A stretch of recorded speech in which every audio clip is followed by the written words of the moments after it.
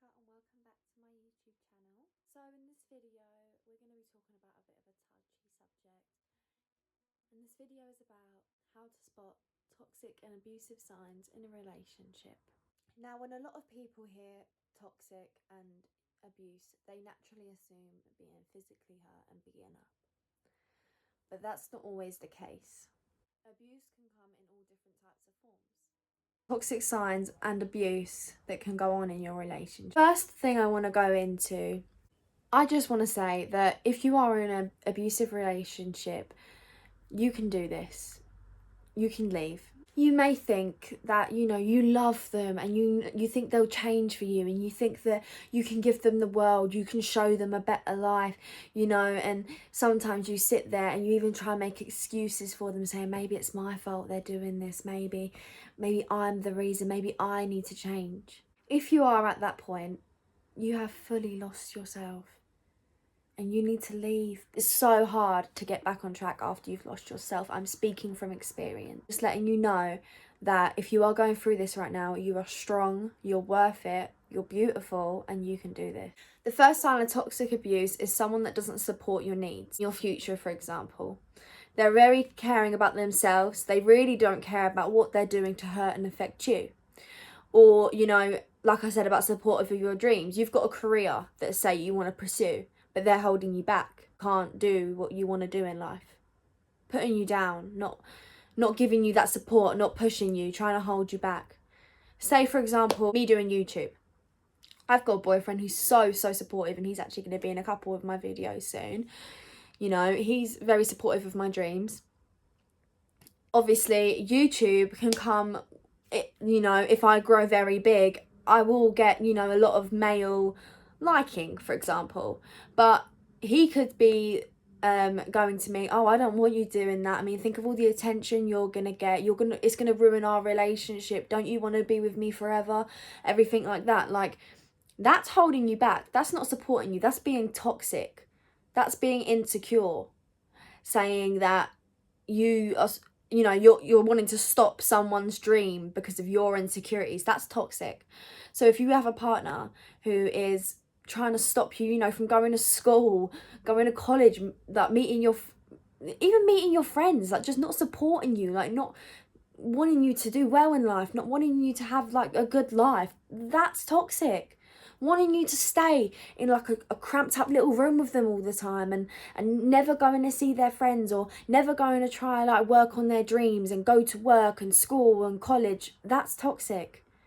And they'll come up with excuses like, oh, I'm just like I'm lonely, and sometimes it's okay to say, look, like, can you stay in with me today, I'm a bit lonely, I want to spend some time with you. That's okay. If you both normally go out and do your everyday things and don't really see each other, but you know what I mean, have time apart, that's okay to say that. But if you're there every day, like, oh, I don't want you doing this, oh, you're just gonna leave me, oh, I'm gonna be all alone now, like that's toxic. That's toxic. Another one is controlling behaviour. Now this one is a big one. If you're constantly, who's that? Who are they? Or even like, going through your phone saying, can I want your phone. I want to go through your phone. Going through Snapchat, going through Instagram, deleting people, blocking people, And some people have like, boundaries in their relationships because everyone's relationships are different. But if your partner's like taking your phone, like going through your phone, controlling who you have on social media, who you talk to, and I guess there can be some things in relationships where you don't want your partner talking to like a certain person, let's say, because a lot of people have that, and I'm sure like women I don't get along with now, I wouldn't really want my boyfriend being besties with him. Do you know what I mean? But like, I guess in that perspective, different. But if you've got someone, constantly going through your phone and saying you can't have them on social media, you can't have that, you can't, do you know what I mean? Like controlling what you post, your pictures. Like, I remember before in my old relationship, I took a picture in the mirror sitting like this, and I had literally a crop top and jeans on, and I was told that I was a slag for posting a picture like that. So that's controlling as well, calling someone names because of what they post. If you trust someone and you love someone, why does it matter what they post? My boyfriend sits there constantly and tells me, wear sexy clothes, post sexy pictures, you're gonna get your following up. Like, he's literally there telling me, I never wanted to ever post my body, you know, like that. I get a bit scared, but like, he is giving me the confidence, pushing me, saying, look sexy, you know, show a bit of boob, show a bit of, you know, my legs and my body. He's telling me to. Do you know what I mean? So if someone's telling you like, oh, what you can't post, and oh, like, calling you names what you post, going through your phone, and as well not letting you see people, not letting you go meet people, you know, making you cut off friends that, you know, you've had for ages, and they're just saying like, oh, you can't see them anymore. Like, that's not right. No one should control who you're friends with. You know, if someone comes into your relationship and it just becomes friends with your boyfriend, that's still okay, you know.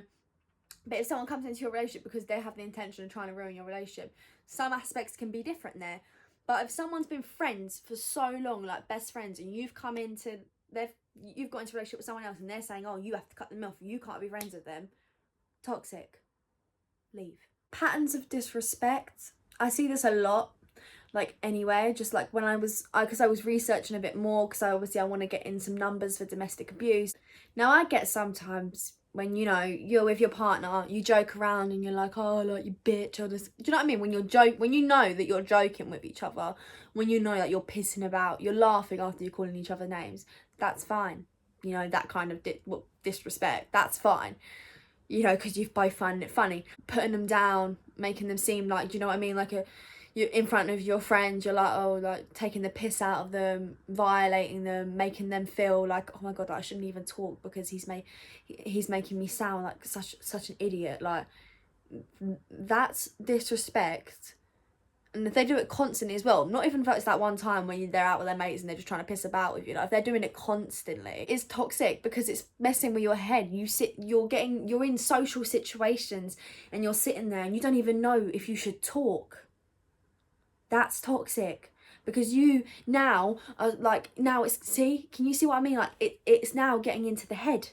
So now your head is getting muddled, thinking, can I say this? Can I say that? Will I sound so stupid if I say it? Because he's starting to mess up your head. Or she, you know, girls can do it too. In another meaning of disrespect, cheating. Dishonesty as well. Cheating multiple times, coming back, doing it again, is so toxic. It messes with your mental state. Now, me, I was stupid. When I was with my ex, I just believed everything that came out of his mouth. And I really don't know why.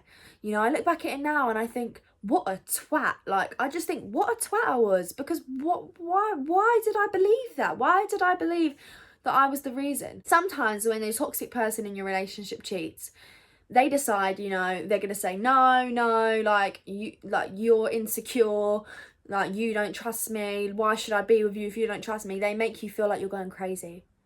Even if you find the exact proof in their phone, they make you feel like you're going insane. You're crazy, you're insecure, what, you don't trust me, oh, I can't believe you, what, do you think anyone's going to want to be with you?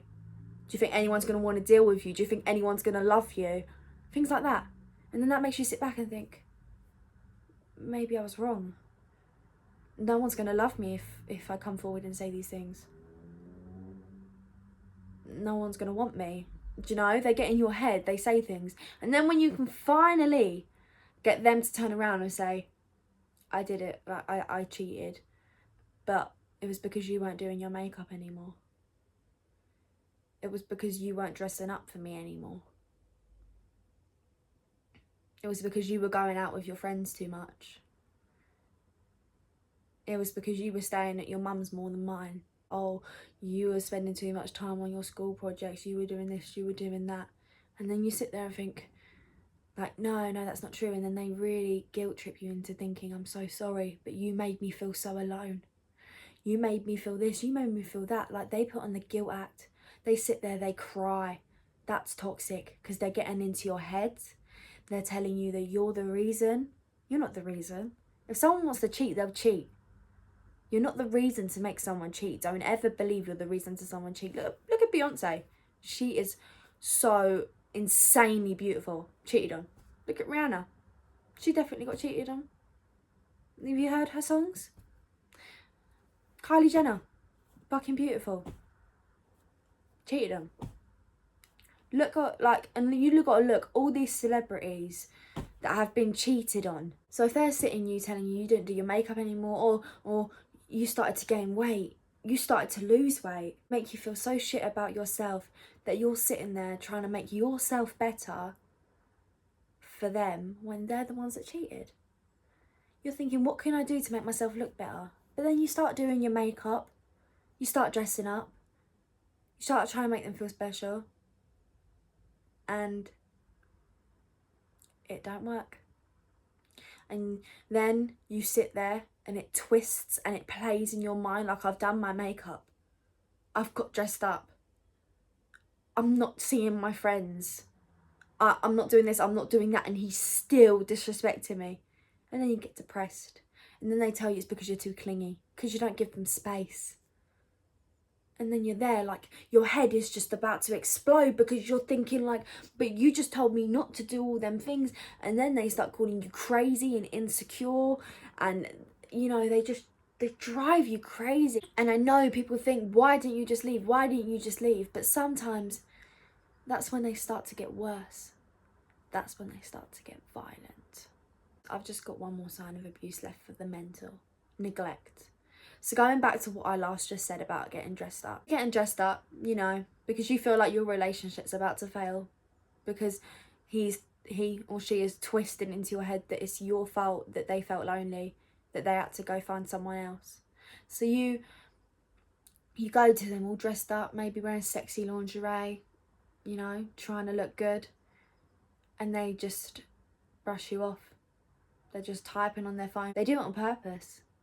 They know that you're coming in the room. You just spent an hour working on yourself in the bathroom for them. Oh, you took too long, I'm tired. But then you're trying to maybe sit there and cuddle them. They just, get off me. I don't really.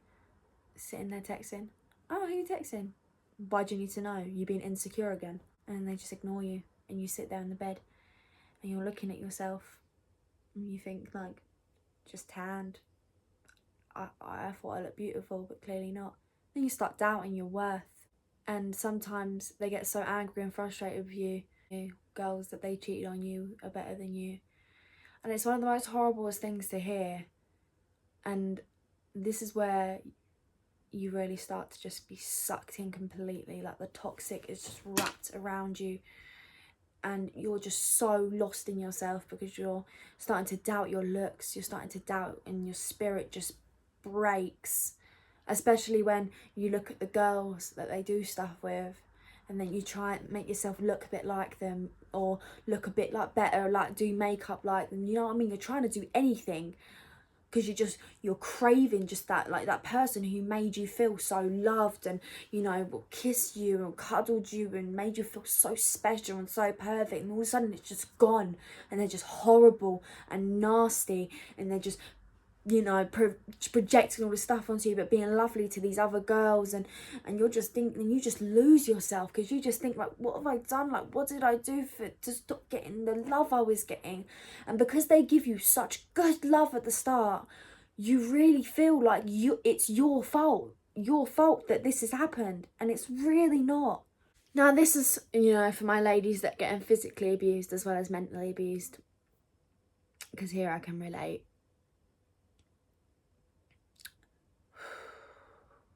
Getting physically abused, all I can say is I'd rather get physically abused than mentally abused. You get punched and kicked, you know, and just beaten.